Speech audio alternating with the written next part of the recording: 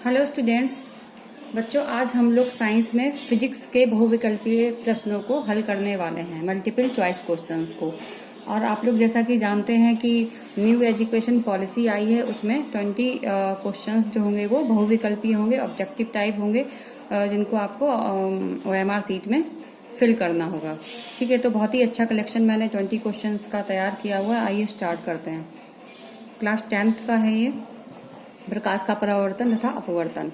इसे मैंने और चैप्टर्स के भी ऐड किए हुए हैं। देखिए, पहला क्वेश्चन क्या है। जब कोई प्रकाश की किरण सघन माध्यम से विरल माध्यम में जाती है तो इसमें 4 ऑप्शन दे रखे हैं कि अवलंब की ओर झुक जाती है, बिना झुके सीधे निकलती है, अवलंब से दूर होकर निकल जाती है, या माध्यम के समांतर चलती है।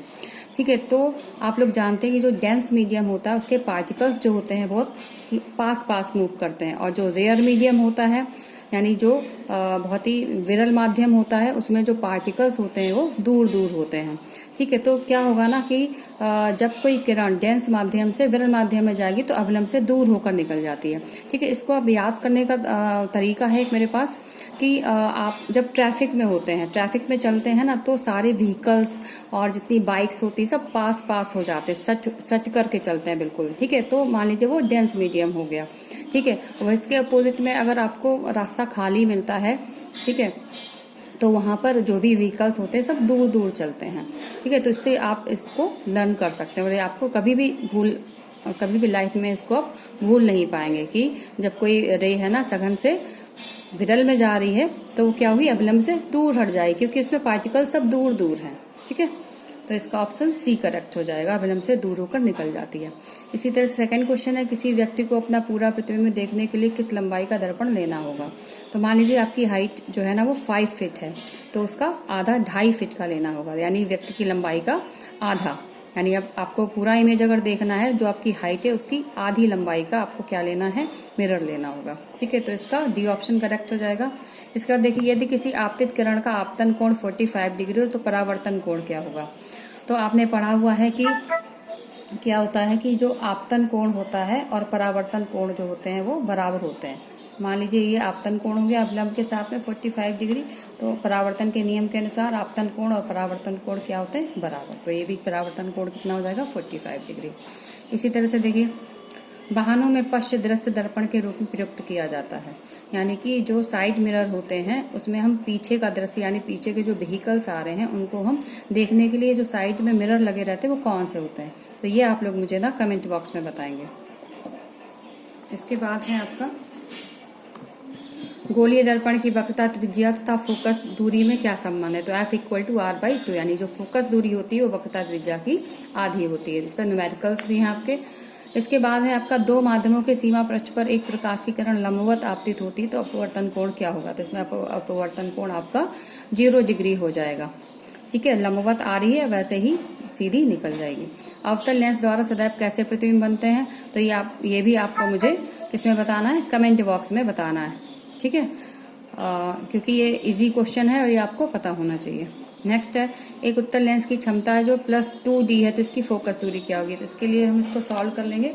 इसका फॉर्मूला होता है P = 1/f, और ये आपको याद रखना है, जो f है ना वो हमेशा मीटर में होगा। तो यहाँ पे P दे रखा है आपको 2d, d डायोप्टर है किसका, लेंस की क्षमता को नापने का मात्रक है। जैसे कि हम अपनी लंबाई को मीटर में नापते हैं, दूध को केजी में नापते हैं, उसी तरह से लेंस की क्षमता को हम डायोप्टर में नापते हैं। ये भी क्वेश्चन बन सकता है बहुविकल्पीय।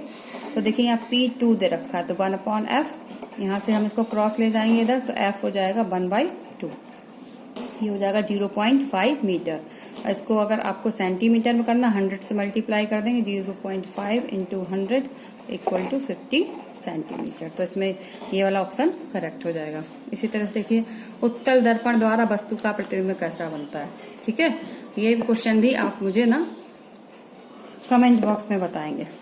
आभासी क्या होता है और वास्तविक क्या होता है।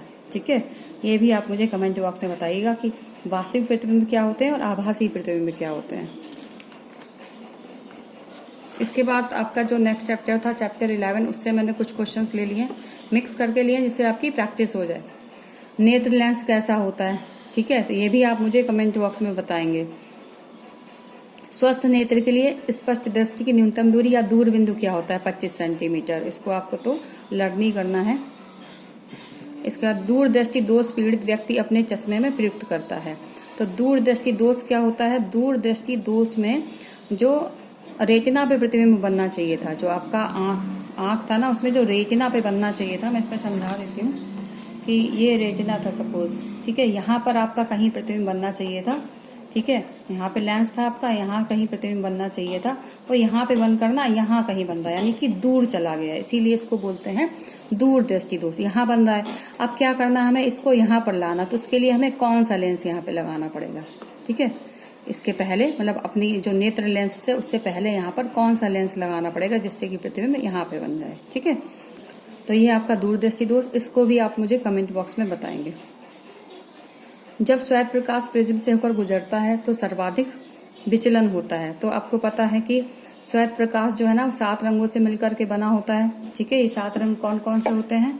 ये विबग्योर से आप लर्न कर लेंगे, विबग्योर, ठीक है, BIBGYOR, violet, indigo, blue, green, yellow, orange, red.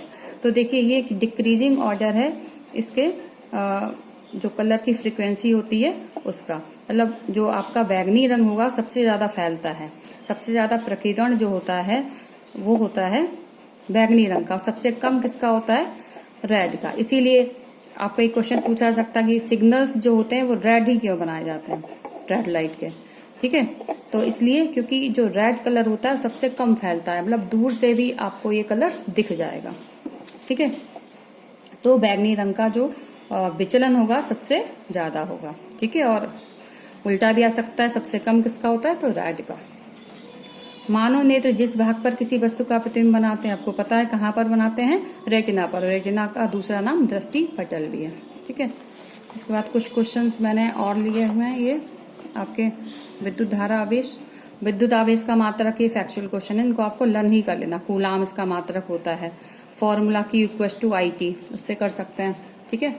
इसके बाद एक विद्युत धारा का SI मात्रक क्या होता है? एम्पियर, यानी करंट का जो मात्रक होता है एम्पियर। एक इलेक्ट्रॉन पर आवेश कितना होता है? 1.6 × 10⁻⁻19 कूलाम, ठीक है। देखिए इस क्वेश्चन में C लिखा हुआ है ना, कूलाम, एक इलेक्ट्रॉन पर आवेश, इलेक्ट्रॉन क्या है? आवेश है, ठीक है। तो देखिए कूलाम आप यहाँ से भी कर सकते हैं। अगर 20 क्वेश्चन आपके आ रहे हैं तो हो सकता है कि एक क्वेश्चन जो आपको दे रखा हो उसका आंसर किसी और में मिल जाए, ठीक है। तो ओम का नियम किसके लिए सत्य होता है? चालकों के लिए, ठीक है। विद्युत शक्ति का मात्रक क्या है? वाट। 1 किलोवाट घंटा बराबर है। अब इसको आप मुझे ना कमेंट बॉक्स में बताएंगे इस क्वेश्चन को।